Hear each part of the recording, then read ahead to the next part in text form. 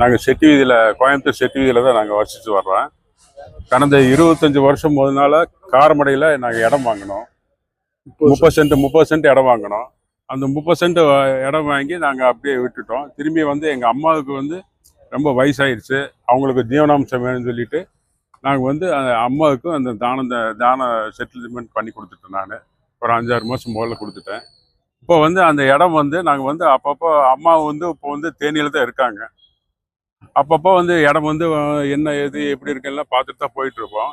சரி, இடத்த அளந்து நம்ம வேணா வேலி போட்டுக்கலாம் அப்படின்னு சொல்லிட்டு வந்தோம்னா 30 சென்ட் இடத்துல 21 சென்ட் தான் இருக்குது, 9 சென்ட்டாக காணும். கேட்டோம்னா அங்கே எங்கே இது பண்ணல. அப்புறம் நாங்கள் சர்வேயர் வச்சு அளந்து பார்த்தா 21 சென்ட் தான் இருக்குது. திரும்பி அந்த 21 சென்ட்டுக்காவது வேலி ஏதாவது போடலாம்னு போட்டோம்னா பக்கத்தில் 30 பேர் சேர்ந்துட்டு எங்களை மிரட்டுறாங்க, அடியாளை வச்சு ரொம்ப தொந்தரவு பண்ணுறாங்க. நீங்கள்லாம் இங்கே வரக்கூடாது அப்படின்னு சொல்லிட்டு எங்களை துரத்தி விட்றாங்க. பிறகு அங்கே மெயினாக டிஆர் சமூக சுந்தரம் நீ என்ன வேணால் பண்ணிக்கோ, அதெல்லாம் ஒன்றும் பண்ண முடியாது. சிஎம் வந்தாலும் சரி, பிறகு நம்ம செந்தில் பாலாஜி சார் அவர் வந்தாலும் சரி, எதுவும் பண்ண முடியாது. நீங்கள் என்ன வேணால் பண்ணிக்கோன்னு சொல்லிட்டு எங்களை மிரட்டுறாங்க.